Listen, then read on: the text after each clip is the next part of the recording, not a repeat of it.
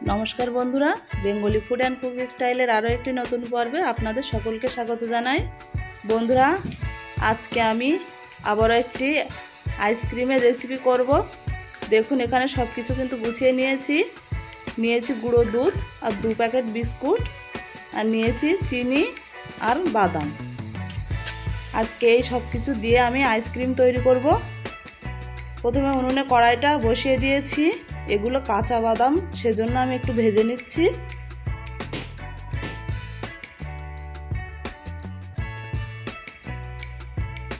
बादामटा देखुन भाजा हये गेছে। हाथ दिए एकटु डला दिलेই খোসাটা ছাড়িয়ে যাচ্ছে। এখন কড়াই থেকে তুলে নেব। এবারে কড়াইয়ের মধ্যে জল দিয়ে দিচ্ছি দুধটা গুলে নেওয়ার জন্য। প্যাকেট দুধটা আমি জলের মধ্যে দিয়ে দিলাম। এবার ভালো করে দুধটা গুলিয়ে নেব।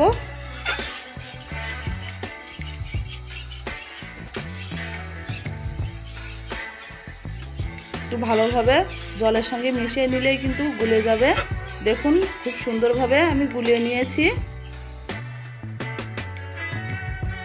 দুধটা ফুটতে শুরু করেছে। এখন এর মধ্যে আমি চিনি দিয়ে দেব।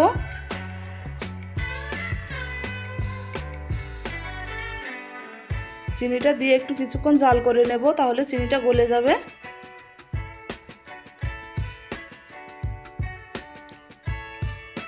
দুই 3 মিনিট মতন ভালো করে ফুটিয়ে নিয়েছি। এখন 2 প্যাকেট বিস্কুট আমি গুঁড়ো করে নিয়েছি। এখন দুধের মধ্যে দিয়ে দিলাম।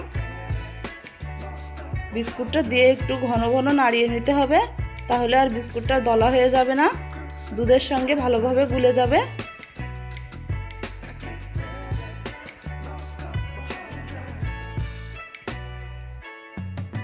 এবারে আমি এর মধ্যে দিয়ে দিচ্ছি বাদাম।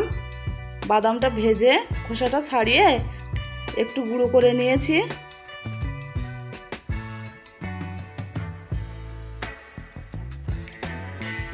এই সব কিছু উপকরণ একটু 2-3 মিনিট ভালো করে ফুটিয়ে নেব।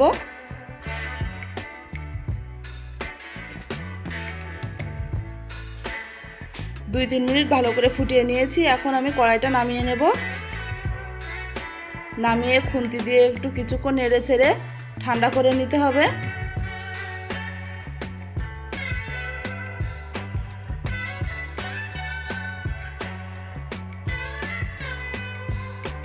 দুধটা আমার প্রায় ঠান্ডা হয়ে এসছে।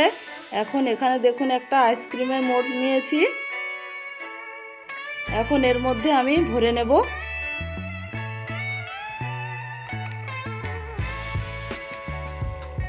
ছোট্ট একটা হাতা দিয়ে আমি সব কাপের মধ্যে ভরে নিচ্ছি।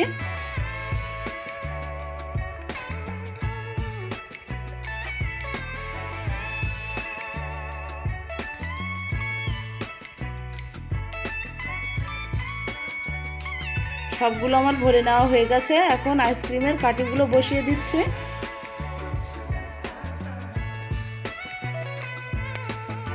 আইসক্রিমের কাঠিগুলো সব বসানো হয়ে গেছে।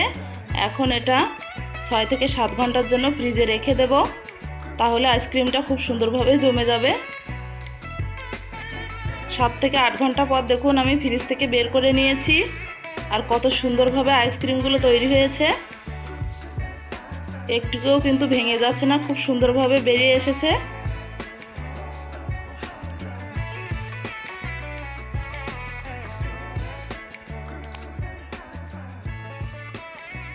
ফ্রিজ থেকে বার করে একটু 2-3 মিনিট বাইরে রেখে দিলেই কিন্তু খুব সুন্দরভাবে বেরিয়ে আসবে।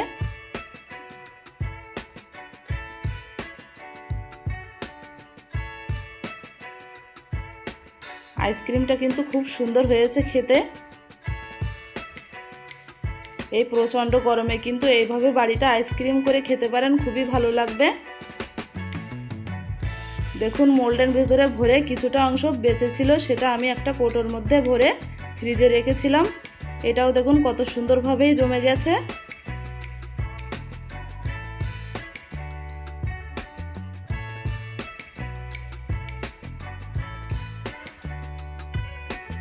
বন্ধুরা আজকে আইসক্রিমের রেসিপিটি আপনাদের কেমন লাগলো অবশ্যই কমেন্ট করে জানাবেন। আর ভালো লাগলে অবশ্যই চ্যানেলটি সাবস্ক্রাইব করবেন। নমস্কার।